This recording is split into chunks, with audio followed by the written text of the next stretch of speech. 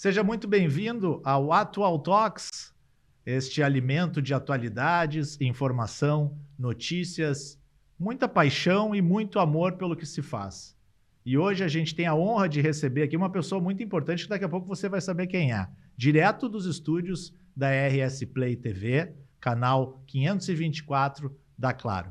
Este Atual Talks, que sempre vai ao ar nos domingos no canal do YouTube da Jovem Pan, e por lá fica, você pode assistir sempre lá no canal do YouTube da Jovem Pan, e aos sábados aqui na RS Play, 22h30, 10h30 da noite, com reprise aos domingos às 6 horas da tarde. Bom, vamos lá, gente. Vamos ver se vocês conhecem ex-governador, ex-prefeito, ex-deputado federal, ex-deputado estadual e um grande amigo, José Ivo Sartori.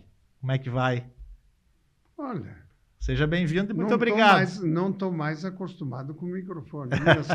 Minha saudação a todos, meu abraço, a oportunidade da gente conversar um pouco, falar sobre a vida, é sempre importante, mas faz tempo que eu não vejo um microfone, nem participo dele. Não, eu tenho certeza que o governador ele vai sair muito bem, porque ele tem realmente assim, um carisma que todos nós gostamos, né? Todos nós sabemos que ele tem algo que lhe ilumina, né? Eu lhe chamo muito de governador porque eu fui... Não, já passou, né? Mas eu fui seu servidor, né, mas governador? Eu digo, Sartori? Quando a turma diz para mim assim, governador, eu digo esse. Eu não consigo chamar de ex. Então eu vou tentar chamar de governador ou de Sartori, pode ser? Pode ser Sartori, é melhor. Tá bom. Sartori. Se não quiser, pode me chamar como amigo Zé Ivo, que tá bom. Zé Ivo também, né? Zé Ivo é a maneira como os seus amigos mais próximos lhe chamam, e antigamente... Não, o pessoal que eu convivi, de gurizada, na adolescência, na juventude.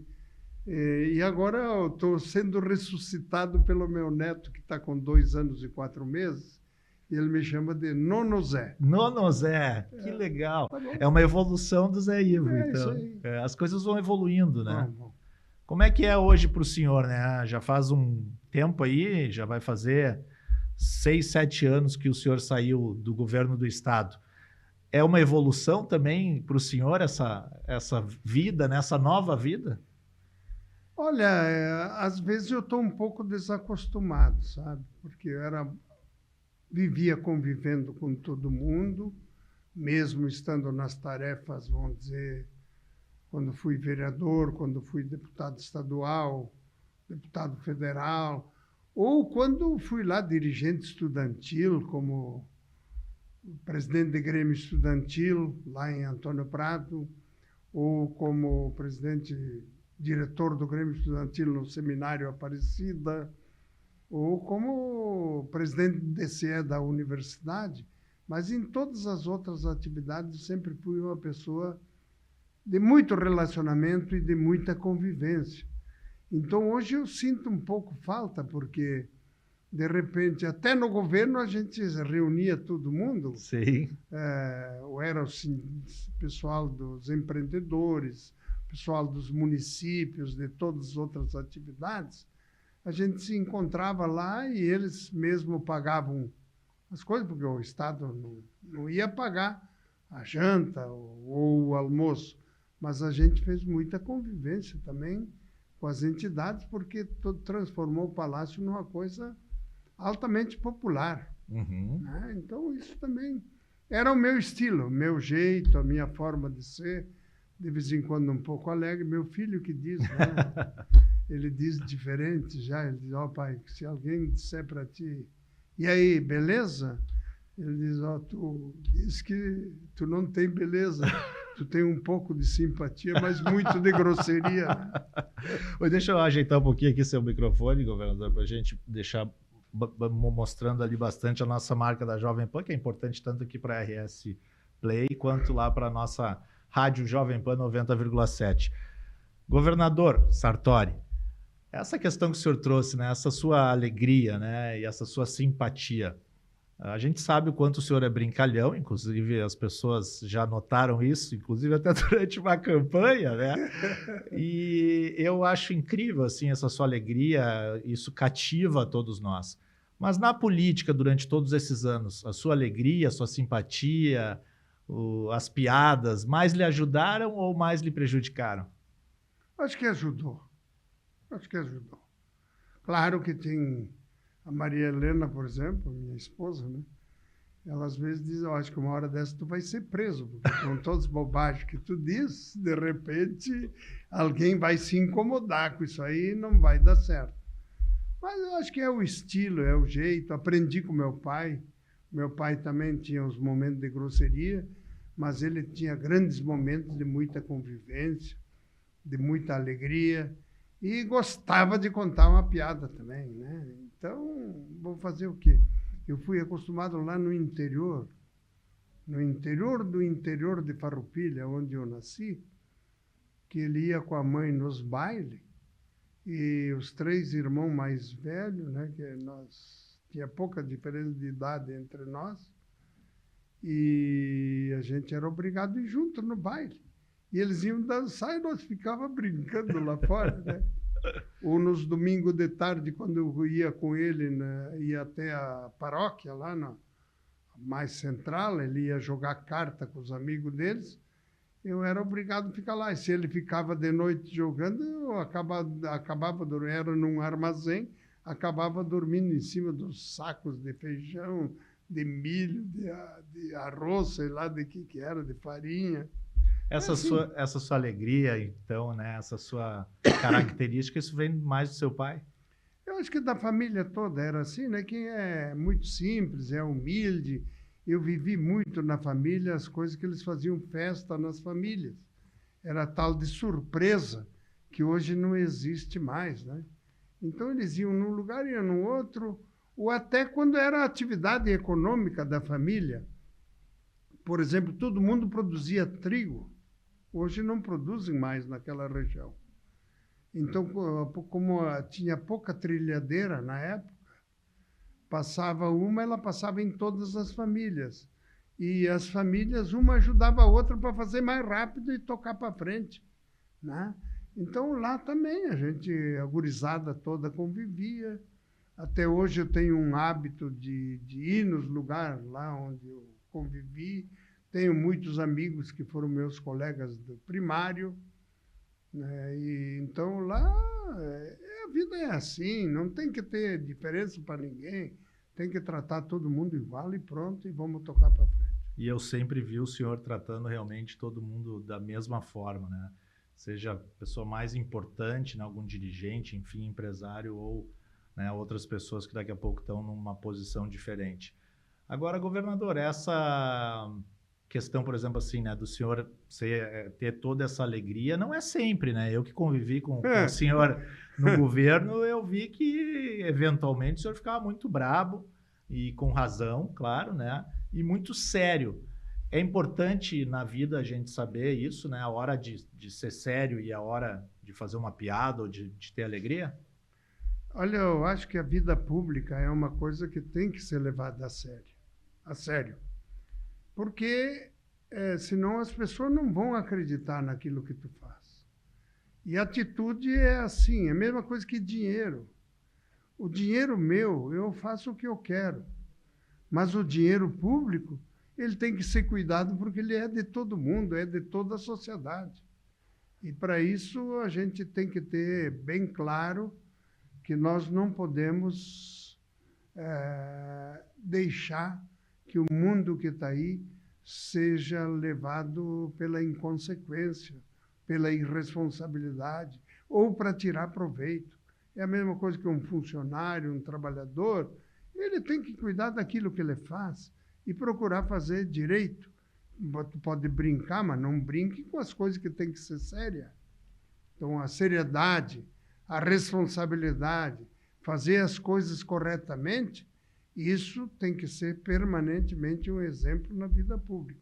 E eu posso dizer, o último cargo que eu exerci foi o de governador, e eu acho que Deus me ajudou a escolher uma equipe séria, responsável, correta, que olhou para frente e não teve medo de tomar atitude. E nem teve uma coisa que eu julgo extremamente importante: falar a verdade, mostrar a realidade e dizer para todo mundo aquilo que a gente tem pela frente e aquilo que serve para todo mundo. Isso que não pode mudar. Então, nós temos que cuidar disso. E eu espero que um dia que a vida pública seja diferente, seja menos assintosa no ponto de vista de um brigar com o outro, um discutir com o outro. A gente tem que discutir os pontos de vista, a visão de sociedade, o que nós queremos da nossa sociedade, o que nós queremos de melhor para as pessoas. Isso tem que ser feito com honestidade, seriedade, responsabilidade e, sempre que puder, o que é necessário, sempre, é falar a verdade. E não ter medo. Eu sou prova disso, né, governador? Porque eu fui lá diretor de publicidade. E a publicidade muitas vezes quer dar uma, né, quer dar uma enroladinha, né? Não, vamos olhar por um outro lado, né? Para cá, para lá. E eu me lembro que o senhor sempre disse, não, a gente tem que falar a verdade. E outra coisa, né? A gente tinha consciência naquela época, né, governador? Que naquele... das dificuldades que tinha. E que naquele momento a verdade doía. Né? Doía muito para a população, para o funcionalismo, tudo que estava sendo feito. Mas mesmo assim a verdade era mais importante. Né? Olha, eu estou me lembrando de uma coisa. O Cairoli, o vice-governador Cairoli, o Giovanni Feld, secretário da Fazenda, o Cristiano Tatti, do Planejamento, que era na época, né? Eram uns 4, 5 de nós. Eu devo ter faltado uma ou outra, mas eu procurei ir em todas. Nós fomos todas as regiões do Rio Grande do Sul explicar a realidade financeira do Rio Grande do Sul. Desculpem, mas muitas vezes a gente era vaiado. Sim. Muitas vezes alguns não entendiam, queriam só defender o seu interesse próprio e não o interesse geral do Estado. Mas eu me lembro bem, foi importante fazer essa caminhada e, olha, não estou arrependido de ter feito o que foi feito. É verdade, e a gente sabe isso e a gente nota. Eu que já andei com o Sartori em alguns momentos depois do governo do Estado, a gente nota muito isso nas ruas, assim, o carinho que as pessoas têm pelo senhor, apesar de tudo que o Estado passou durante aqueles 4 anos. Então, o senhor acredita que a verdade sempre vence? Olha, eu acho que a verdade permanece. Se ela vence ou não, depende das condições que você tem pela frente. Mas acho que falar a verdade não faz mal para ninguém. E assim como se no momento tu gera uma descontração, também ajuda a aliviar a dificuldade. Exato. Então, tudo isso faz parte da vida, faz parte do nosso dia. E eu nunca tive receio e eu nunca mudei de comportamento. Então, se eu tenho que engrossar, eu engrosso. Se eu tenho que rebater, eu rebato. Mas se precisa brincar, eu sei fazer a brincadeira também. Sou muito repetitivo até. Não. Tem cara que diz, mas essa piada tu já contou há 40 anos. Mas vindo do senhor, a piada sempre tem graça, porque ela vem de dentro, né? Mas eu sei que o Sartori não vai falar, porque ele é uma pessoa ética, né? Mas eu aqui vou falar que muitas vezes o governo Sartori, neste momento agora que o Estado vive, ele é pouco valorizado, porque se não tivesse sido feito o que o Sartori fez e a equipe fizeram, o Estado não teria as condições que tem hoje. Então isso tem que ficar muito claro, né? Eu trabalhei no governo Sartori, enfim, e agradeço a oportunidade que eu tive do governador.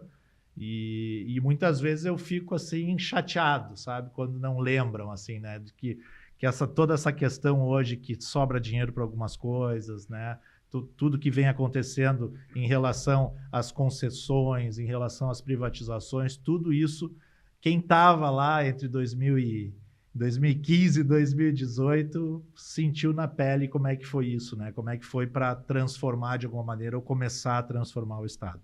Mas, governador... eu quero fazer 2 observações. A primeira, com as dificuldades que nós tivemos, e aí o pessoal da imprensa e da comunicação não vai gostar. Porque nós tomamos uma atitude, ficamos 1 ano e pouco sem fazer nenhuma publicidade do governo. É verdade. Claro, mantivemos o que era da água, o que era Sim, que era essencial. do Banrisul, Uhum. do Corsã, Banrisul, isso aí. Sulgás, CE. Essas organizações aí que elas precisavam daquilo ali por Sim. causa da Eram sociedade. os patrocínios, né, governador? E em termos de publicidade, assim, eu acho que até... Eu não conheço ninguém até hoje que tenha feito ou tomado uma atitude dessa de ficar 1 ano e tanto sem fazer nenhuma publicidade do governo. É verdade.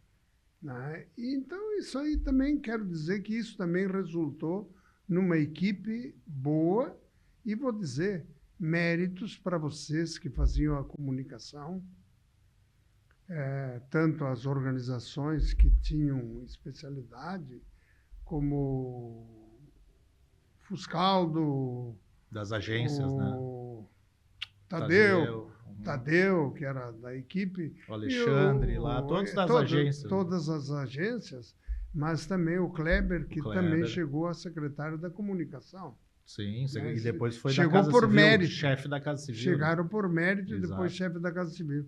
Mas acho que o grande mérito do governo, ele... Tá bom, a obra é importante, tudo é importante, aquilo que você faz na estrada, na escola, ou em todas, na política agrícola, no financiamento, nos atendimentos da população, mas acho que a comunicação ela foi disparada uma coisa de realmente mostrar para a sociedade e revelar aquilo que era o Estado do Rio Grande do Sul. É verdade. Então, a comunicação teve um papel extraordinário nessa caminhada. Que legal. Fico feliz de ouvir isso, né? E acho que todos que tiveram lá ficam felizes porque a gente realmente teve... E não adianta, né, governador? Eu acho que comunicar, em primeiro lugar, o princípio da comunicação é falar a verdade. É isso aí. Né? E o senhor nos apoiou em relação a isso. É isso aí. Né? Porque a gente sabe que muitos políticos, do executivo principalmente, às vezes dizem assim, não, isso daqui não fala, não diz ou não vamos revelar. E muito pelo contrário, né? Foi um governo realmente muito transparente. Não, e também o seguinte, é que na área pública, no executivo, quem está ali tem que saber valorizar a diversidade. Exato. Porque nem todos pensam igual. E nem todos têm a mesma opinião. E nem todos enxergam o mundo da mesma maneira. Uns enxergam diferente de outros. Mas quando tu soma tudo, significa que tem união, que tem capacidade de respeito, que tem, vamos dizer, capacidade de olhar para frente e saber que todos têm que caminhar junto, uns mais apressados, outros um pouco mais lentos. E isso eu aprendi ainda quando eu fui prefeito, que eu dizia para alguns, olha, eu prefiro que você ande na minha frente, que eu prefiro te segurar, do que ficar te empurrando. Né? Empurrar a pessoa para trabalhar é uma coisa. Fazer a pessoa lá na frente, segurar ele um pouquinho para não ir tão ligeiro e não estragar o que você está fazendo, eu acho que esse é o melhor caminho. Tem uma seriedade. Eu vou contar algo assim muito interno, tá? Da campanha do senhor. E que eu acho que eu sempre me lembro que foi na campanha de reeleição, que, né, o senhor não se reelegeu por pouco, né? Foi por pouco ali naquela última semana, já estava virando a eleição e todo mundo diz isso, que se tivesse mais uma semana o senhor seria reeleito governador do estado, né? Com todas as dificuldades, com salários atrasados, porque os salários estavam atrasados durante a eleição. Né? Parcelado, exato. Parcelado. Né? Mas é bom que se diga também que todos poderiam receber pelo Banrisul. Pelo Banrisul, todos podiam, mesmo que não recebessem por lá, receberiam aquilo que ficou atrasado, recebiam com o juro devido. Então mas nunca ninguém disse nada sobre isso. É a primeira vez que eu estou dizendo isso. Porque na época também a gente não ficava explicando. Claro. Não, e eu me lembro, eu vou contar aqui de um ponto crucial da campanha, mas que que muitas vezes a gente, na hora, a gente pensa só no, né, naquela questão assim, tem que ganhar a eleição. E muitas vezes isso acontece.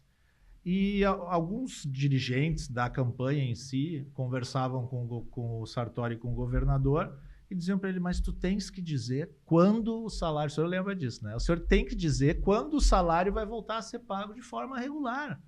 E ele dizia, eu não posso dizer isso. Eu não sei. Não, mas tu tem que dizer, porque disso depende a campanha. Bom, então nós não vamos se eleger, o senhor disse, né? Porque eu não vou falar algo que eu não sei.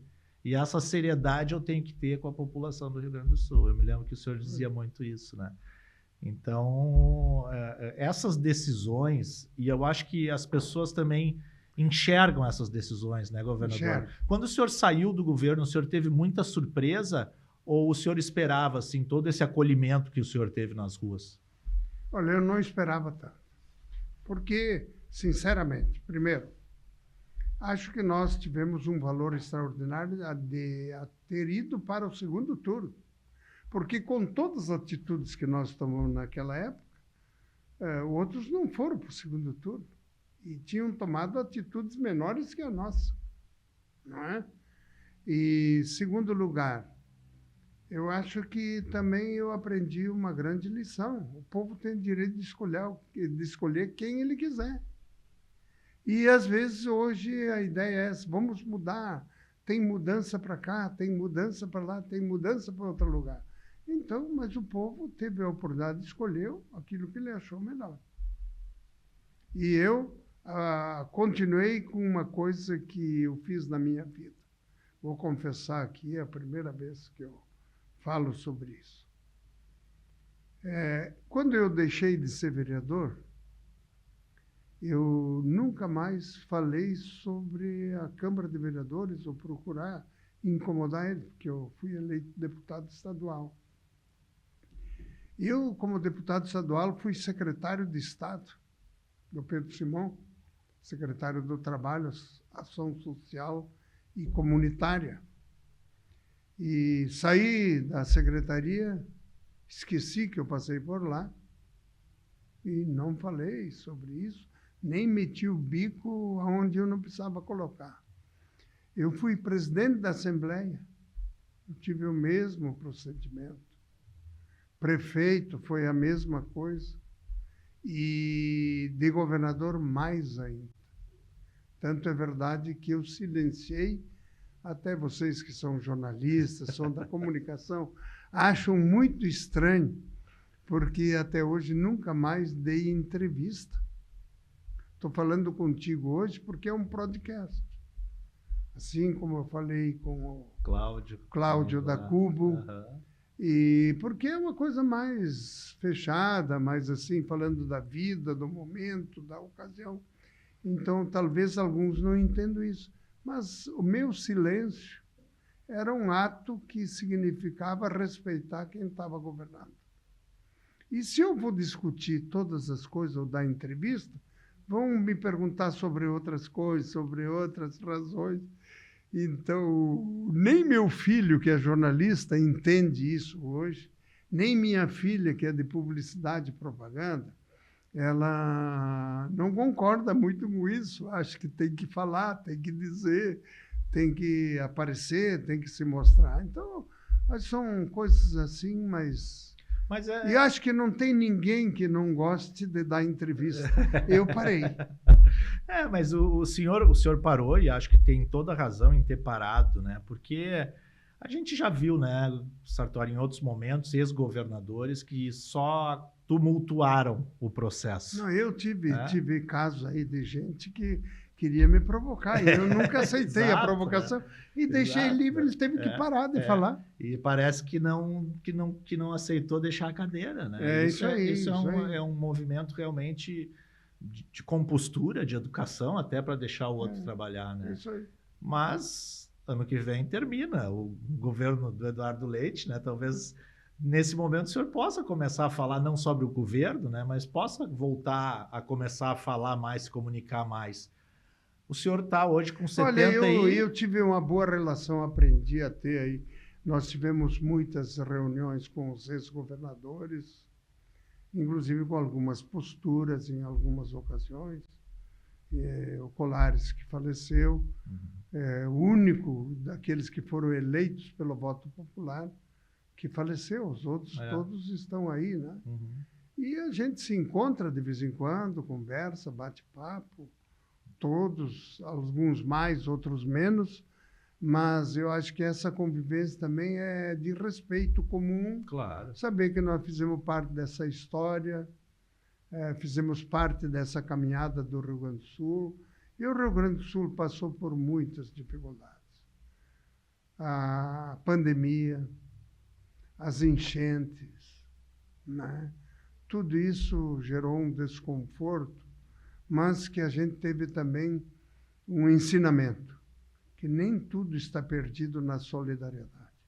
A solidariedade que o Rio Grande do Sul recebeu dos outros estados, de todos os outros lugares, rendeu bastante coisa para o Rio Grande do Sul, porque, inclusive, ajudou a manter a economia com os recursos que entraram de doadores, porque todo mundo ia comprar, ia reformar sua casa, ia arrumar o seu lugar, né? E todo mundo comprou equipamentos para a sua residência, para o seu lugar. E isso tudo também manteve a economia num bom caminho no estado do Rio Grande do Sul. A gente sabe que o estado enfrentou dificuldades realmente, mas estava mais preparado também, né, governador, para enfrentar essas dificuldades, né? Mais enxuto, mais preparado, mais coeso também, né? E também mostrou uma coisa, as dificuldades que nós passamos, tanto na pandemia quanto na enchente, especialmente a do ano passado. É do ano passado, né? Sim. Ano passado, que nós ainda temos uma boa convivência e uma bela solidariedade no coração das pessoas que, mesmo distantes, elas enxergam as dificuldades. A gente se uniu ali, né, governador? Mas está muito difícil de se unir, né, ultimamente.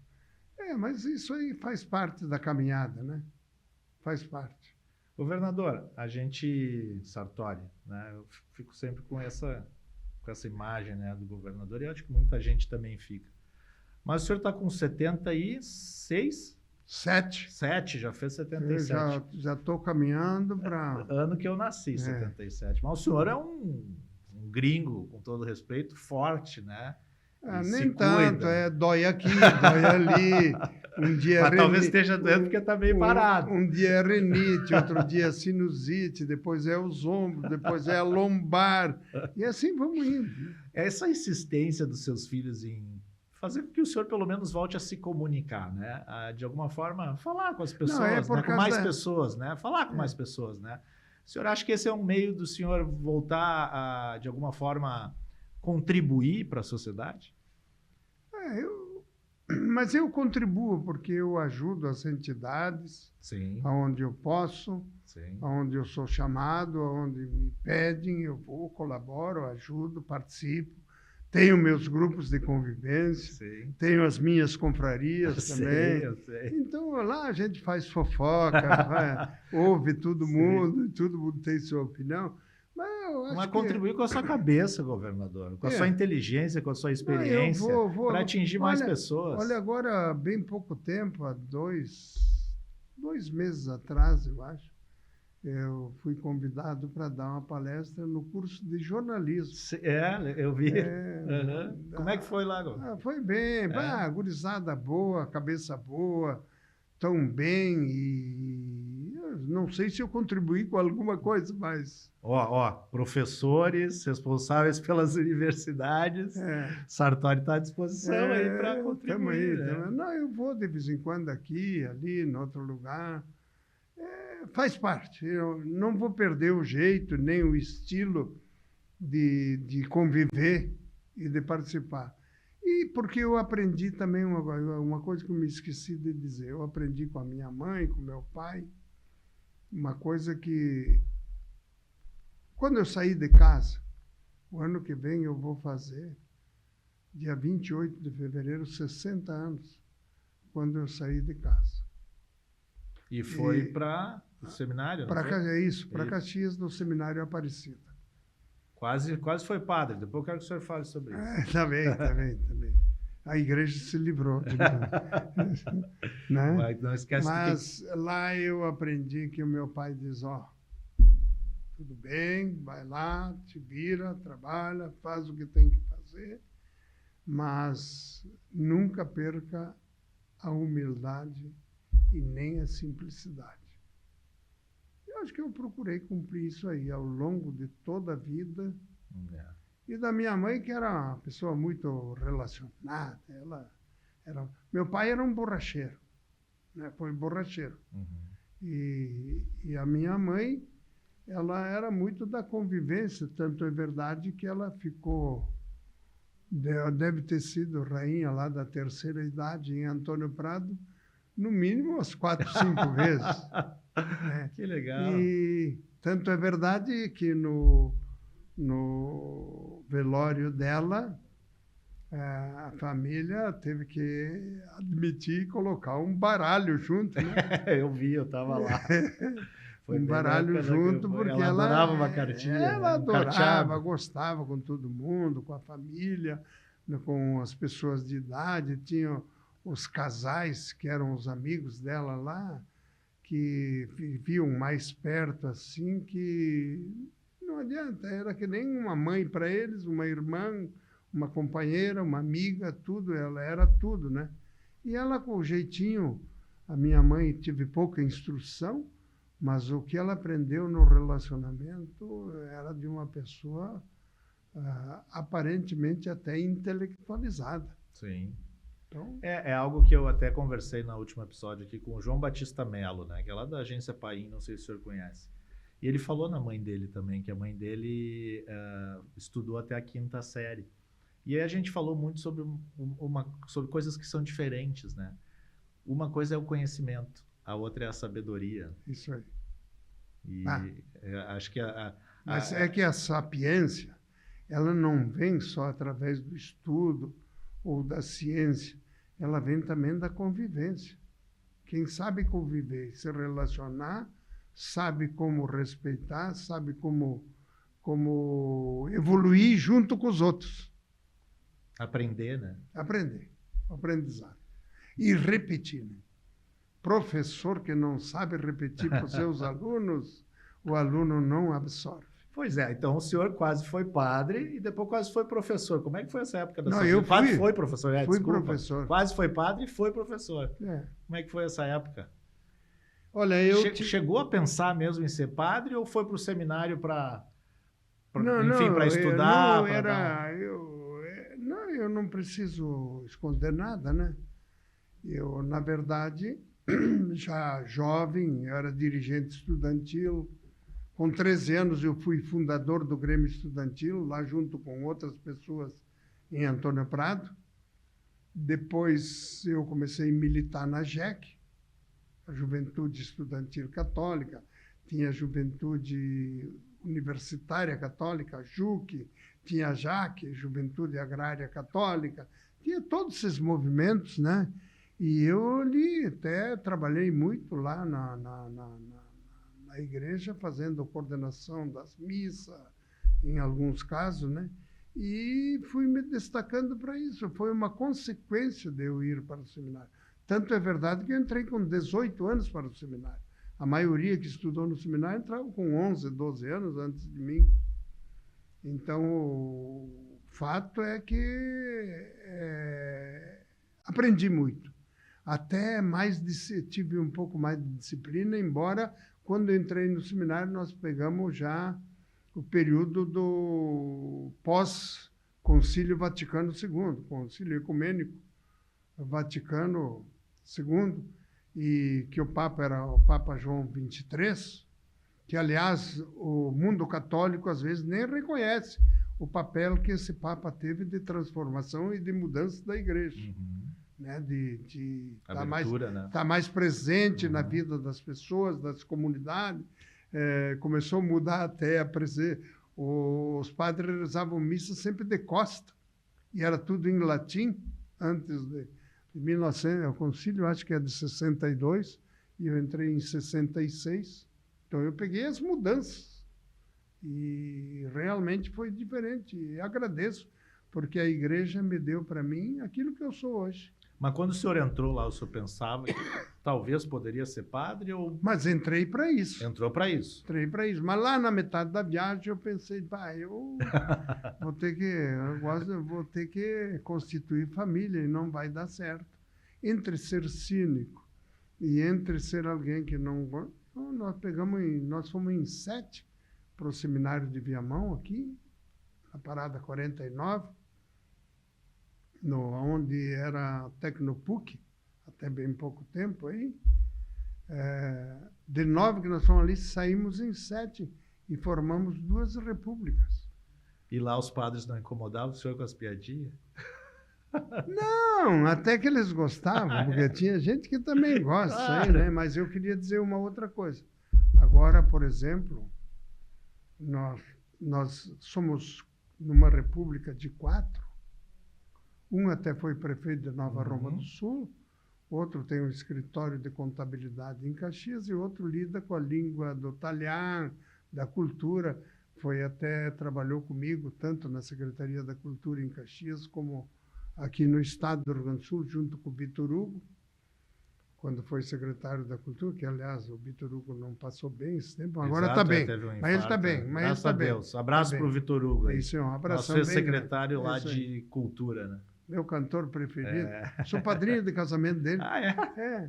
E aí, eu estava dizendo que... Da sua república. Desses 4 ali, acredite se quiser, nós casamos todos no mesmo ano.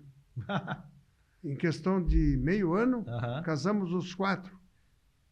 O João Turnus, o Nadir Turnus, o Wilson Zanotto e eu. Né? E o ano que vem, no ano que vem, nós vamos completar todos 50 anos de casados. Olha, que legal. Cada um com a sua mulher, né? E a festa? Vamos... Festa? Não, provavelmente nós vamos fazer... Já fizemos os 40 anos juntos, fizemos lá no seminário mesmo, Nossa Senhora Aparecida, que era... foi lá? Nós fizemos uma festa lá dos 40 anos. Juntos com eles? Junto com eles? Todos juntos. Que legal. Pô, agora então vai ser uma festa maior ainda. Vamos lá. 50 tem que comemorar bem, né? Coitado da Maria Helena, que me aguentou até hoje. Pois é, antes da gente voltar ao assunto da questão de tu ter sido professor, como é que é essa relação, né, com a Maria Helena? Hoje vocês vivem praticamente só os dois. Os filhos já estão grandes, já têm os apartamentos deles, né? O Marcos, que é seu filho, é casado, a Carol trabalha também comigo lá na Move, também tem lá o apartamento dela, a vida dela, tem os netos. E como é que é? Um só. Né? Francisco. O Francisco. E como é que é hoje, assim, essa relação? Sabe que mulher gosta de mandar, né? E a gente tem que obedecer. Tem gente que diz o seguinte, né? Isso aqui é outra. Segunda-feira, domingo, ela manda... Segunda ela manda, terça ela manda, quarta ela manda, quinta ela manda, sexta ela manda e no sábado eu obedeço. É isso. Não, a Maria Helena é uma pessoa que tem grandes virtudes. Ela tem postura, tem linha, tem convicção. Acho que até no governo do Estado ela ficava brava. Ela diz, não, ele me deu uma grande tarefa, me deu 4 secretarias para mim, né? Porque nós terminamos o governo com 16 secretários. Né? E ela assumiu, e ela teve grandeza, porque, na verdade, ela podia ter assumido a Assembleia, mas, na verdade, deu oportunidade para o Ibsen Pinheiro ser deputado. Ele era suplente. Acho que foi bom para nós, bom para todos nós. E a Maria Helena demonstrou que foi uma grande secretária no campo social, que para provar que não é só um grupinho que sabe fazer política social. Acho que nós tivemos uma política social de porte, voltada para o atendimento daqueles que precisam mais, daqueles que têm mais dificuldade, mas fizemos grandes parcerias com toda a sociedade, porque o Estado sozinho não consegue atender a todas as necessidades sociais. E fomos bem, acho que tivemos um grande trabalho aí no campo social, comandado pela Maria Helena, E outra que ela tem um pouco de paciência também comigo, né? Sabe que eu me lembrei agora aqui de maneira rápida, assim, né? Me lembrei de alguns projetos que foram sensacionais, assim, por parte, né? Eu atendia bastante lá a primeira-dama, enfim, ex-primeira-dama Maria Helena Sartori.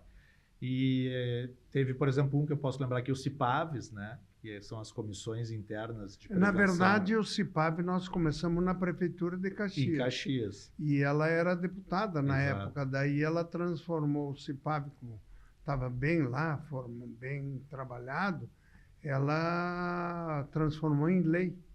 Aqui no estado, Isso. né? E aí, mas quem instituiu nas escolas estaduais foi ela, né? Que instituiu, assim né? como ela transformou em lei o Primeira Infância Melhor. O Primeira Infância Melhor. Então, tudo isso é característica dela. E o CIPAV, né? Ele tem uma característica que a gente sabe que durante ali o seu governo diminuiu em mais de 30% a violência e os acidentes dentro das escolas. E a violência para uma criança, ela é muito maior, né, do que para um adulto. O adulto consegue trabalhar melhor os seus traumas, mas para uma criança é muito pior. Também a gente pode citar... E aí vira aprendizado, porque Exato. tem o bullying, tem isso, tem aquilo, tem a dificuldade de diferença, às vezes, de status de uma criança para outra, quer dizer, de renda de um e de outro, e você tem que dar oportunidade para que seja diferente. E nós tivemos uma boa equipe, ó. Tivemos pessoas aí que, às vezes, em 2, 3 pessoas, faziam a coisa andar e atender bem e dar o resultado que dava, né? Os centros da juventude também, que iniciaram todas as obras e toda a negociação com investimentos do BID. Foi bem. Mas aí eu quero ressaltar também que os centros da juventude não existiriam apenas pelo Estado. Porque mesmo sem construir eles, a gente tinha... Eu vou tentar me lembrar de todos, né? Não estudei para isso, mas na Restinga, em Viamão, Alvorada, de Cachoeirinha também. Não, Cachoeirinha acho que não tinha. Tinha lá perto, no Rubem Berta, e tem mais um. Eram 6, né? Do Frei Luciano, lá na divisa com Viamão. Como é o nome? Santa Isabel? Não. Não. Sim, lá na Lomba do Pinheiro. Isso, Lomba do Pinheiro. Isso. Ali, vou te dizer, ali, se não é a entidade que tinha lá, o Frei Luciano, tinha no outro que era um pessoal da maçonaria, no outro era o centro da favela. A CUFA? CUFA. A CUFA. E assim, né? Mas essa foi uma característica também do governo, né? De fazer parcerias, né? Eu me lembro que o senhor dizia, né? Gente, se a gente não tem para comprar esse copo, vamos arrumar quem nos ajude a comprar. Claro. Isso eu aprendi ainda como candidato a prefeito de Caxias do Sul, quando eu não fui eleito. Que a gente colocou um programa no ar, e eu coloquei como programa um governo de parcerias. E já foi novidade. Sim. Já foi novidade porque muita gente mais posicionada não aceitava e outros mais para frente também tinham dificuldade, mas funcionou. A Evelyn, nossa produtora, está aqui para avisar que faltam só 10 minutos, governador. Mas eu ia dizer... Mas dá para reduzir. A gente...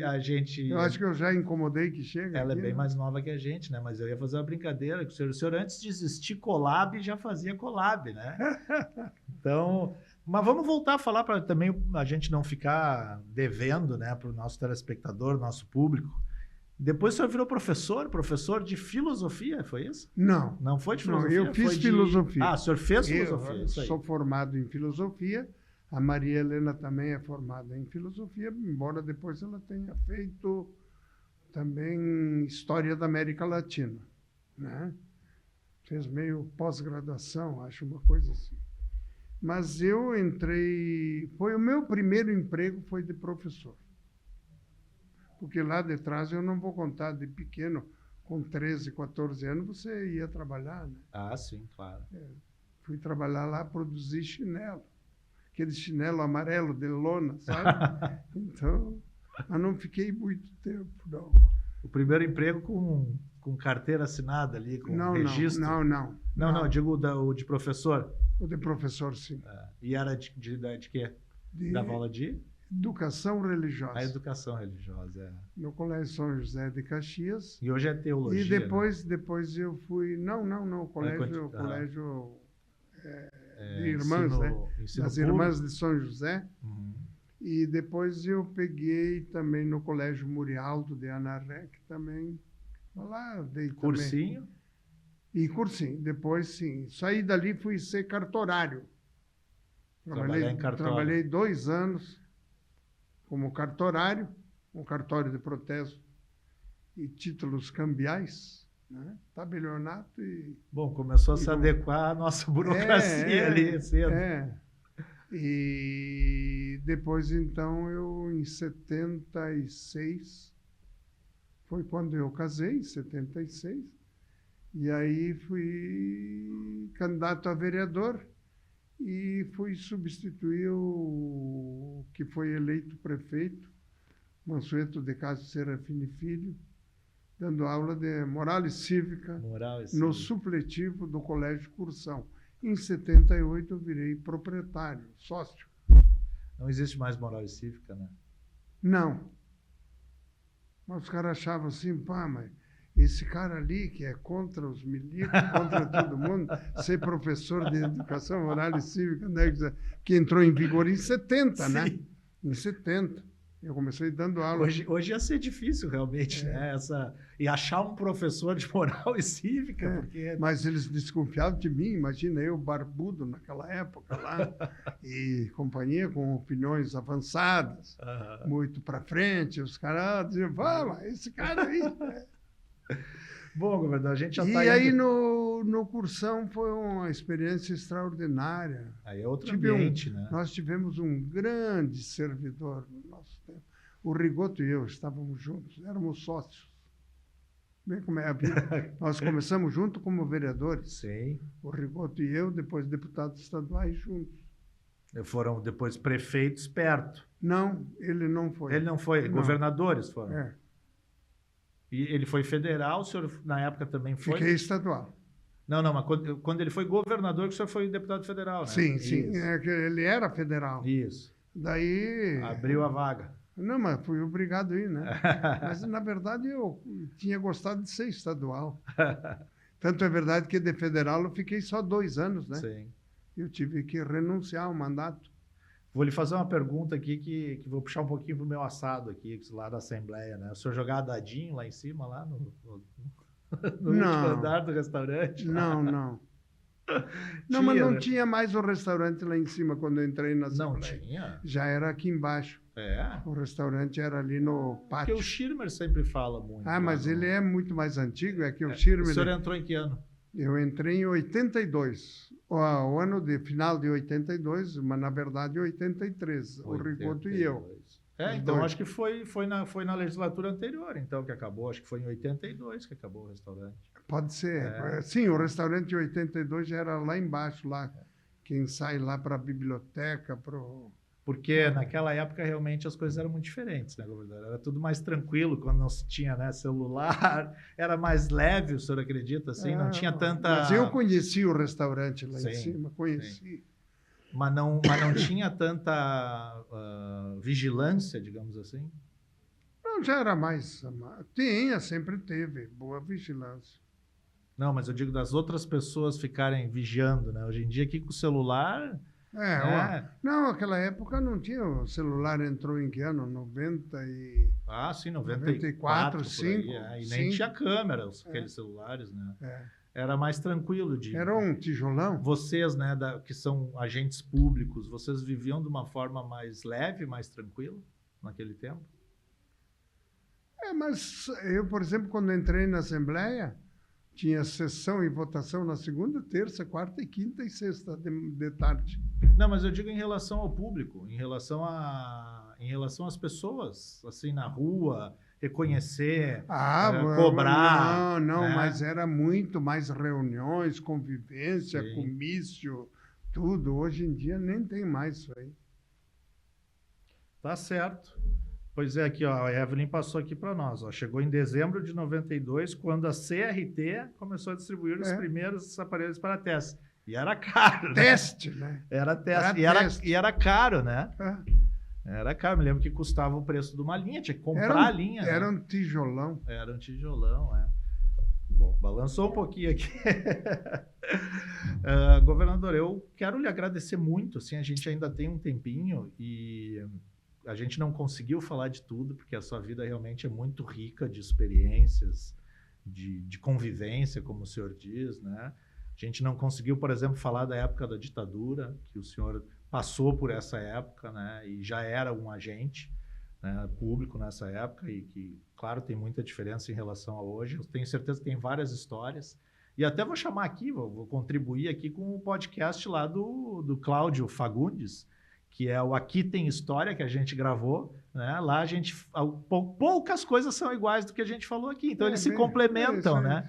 Então, se você quiser também ir lá, né, no canal da Cubo, Cubo Play, que é um canal no YouTube, vai ter também podcast com o Sartori falando sobre mais coisas respectivas à vida dele, à infância dele, que também é muito legal.